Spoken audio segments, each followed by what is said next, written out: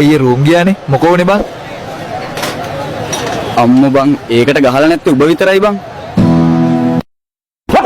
මේකේ තියෙනවා ගැහණු කියන්නේ කියවන જાතියක් විතරයි කියන්නේ ඇයි යකෝ ඔච්චර hina වෙන්නේ මොකද උඹට පිස්සු හැදිලාද පිස්සු පොඩි එකෙක් පිස්සු නාකි මූසලෙක් මේ ගමේ ගෑණියට නිදහසේ නාන්නවත් බෑනේ දනුකේ පදුරුවක් ඉඳන් හොරෙන් බලනවා වනචර බල්ලා ඒ නෝනේ මතකද ඔයාගේ තාත්තා මට කිව්වා ඔයාව බැන්දේ නැත්තම් හිරේ දානවා කියලා ඔව් අපරාධ එහෙම වුණා නම් මම මේ වෙනකොටත් නිදහස් වෙලා තේ බොන්නයි යන්නේ ඒ බොනානා plenty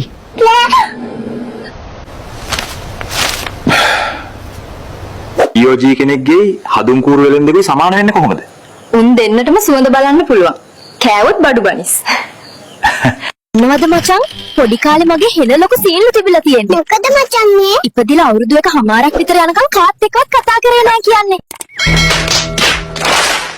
ඔහේ හිටු පසිදු කොල්ලා උඹ අදත් මම නානවා බලන්න ආවද? පෙළ ගාලා නග්ගල ඇතුළට දානවා. ගෑනු කට්ටිය කරන වැඩක්.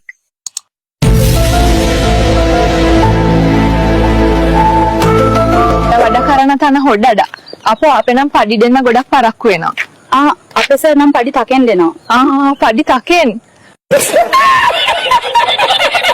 පියතර උන්නේ කාටවත් දැනගන්න දෙන්න එපා නංගා. අපෝ නෑ.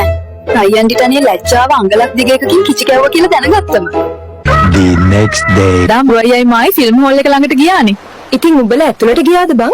ඇතුළට ගියා. එයාටත් ඇතුළෙම සර් ඉල්ලුව ලංකට් කේක්.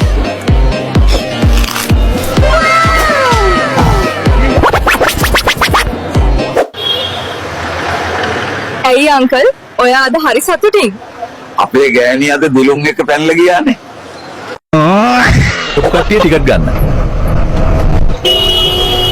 පසිදු ඔයාට නගින්නේ නෑනේ. මම ඔයාටත් එක්ක ටිකට් ගන්නම්.